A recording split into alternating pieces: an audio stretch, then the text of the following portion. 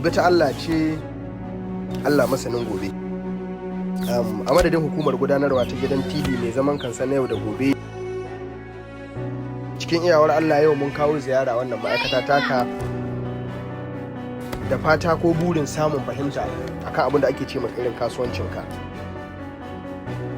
wanda muke so mu tattauna akan wasu tambayoyi guda uku wanda muke ganin kamar su za su dan ba mu highlight na me ake ce ma wannan kasuwancin naka.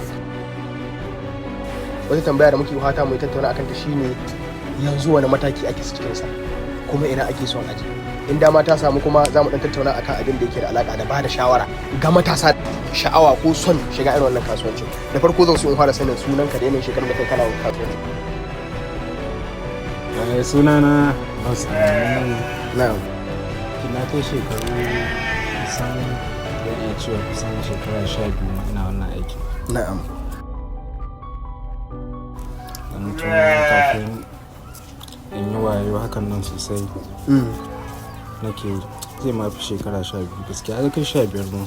To a yanayi na bayani misali in an ce shekara 12 zuwa wani abu ana ganin kamar akwai kwarewa din alhamdulillah. Tambayar da zan so in yi shine shi wannan aikin da kake yi wani abu ne da kila dama zaɓin ka ne kaddara ce ko wani abu ne da za a cewa kai kan zaɓe shi? Gaskiya wannan abun na zaɓe shi da taimakon Allah kuma sa ya zamo sana'ata. Na samu raina tun ina karami ina son wannan aikin kuma haka na dage na rake har muke matakin mu haka yanzu. To alhamdulillah. Idan za a ce ka misalta yanzu wani mataki kake sanar shi kila an cimma abin da ake so ko ana bura a cimma wani mataki kake yanzu? Gaskiya yanzu alhamdulillah ana mataki mai kyau sai dai ana bura a kai wani matakin da ya fi wannan ma. Insha Allah muna sa rai da taimakon Allah za mu kai wannan matakin. Idan an yi magana kamar ta cika buri ko kuma samun abin da ake so kila na lalurar yau da gobenka ya wannan kasuwa kake kallon ta taimake wannan abubuwan naka? Gaskiya na samu taimako ba karami ba saboda yanzu duk wata lalura ta wadda zan yi hatta da gida ma duka a wannan sana'a nake ba ni wata sana'a sai wannan. Don haka ni ta yi min komai kusan ana cewa an mallaki duk abin da aka so. Gaskiya alhamdulillah sai dai mai rai dama yana da buri kala mataki to ga an cimma wannan mataki ana bukata a ga an kai ga wani shi ne kawai. Yanayi na duk inda ake kasuwar da an haka irin wannan shekarun da ka faɗi an haɗu da jarabawa an haɗu da kalubale ko wani abu da zai sa ka ji kamar ma kai anya ina a business din nan ko kuma in hwasa ko kuma wani abu da ke da alaka da jarabawa ka ji kai gaskiya ka taɓa samun kanka cikin irin wannan yanayin?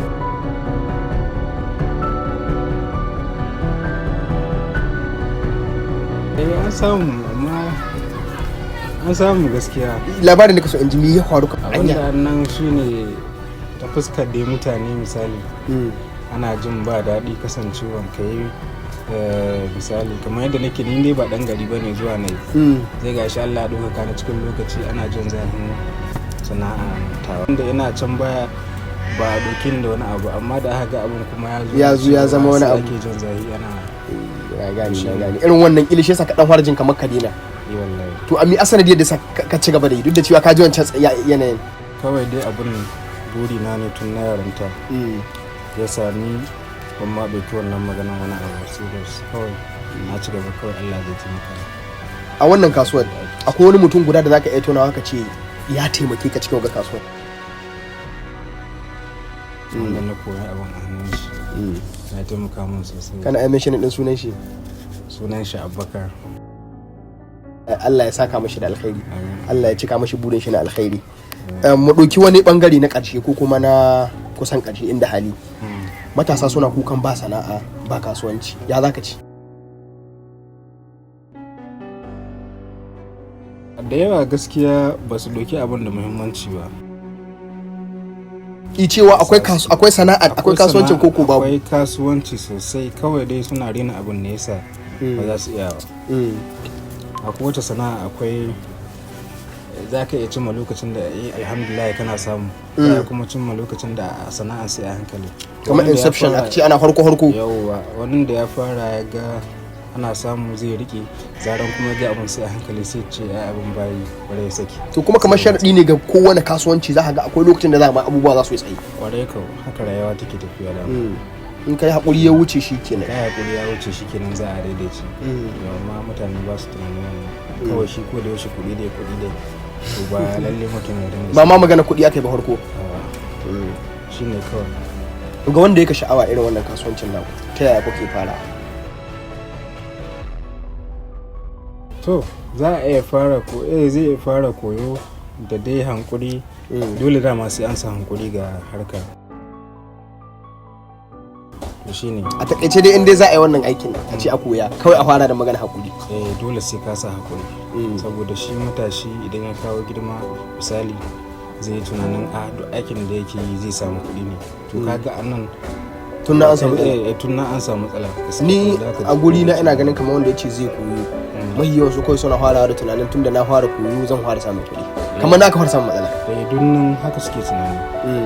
Shi ne wannan wanda kuma koyo akalla yanzu a ce zai dauke ka koyo, kai kana ganin wata nawa ne shekara nawa za a cewa wane to yanzu ya akalla idan dai har mutum zai yi shekara ɗaya ma insha Allah zai iya, in dai zai mai da hankali ya cire magana zan samu kuɗi ko zan wahala ko zan gaji duka ya aje shi gehe ya ce kawai koyo zan yi. Kai da ka zo koyo kai za a shi kuɗi gare ka ba kai za ka samu kuɗi ba, saboda ka kayan aiki za a siya.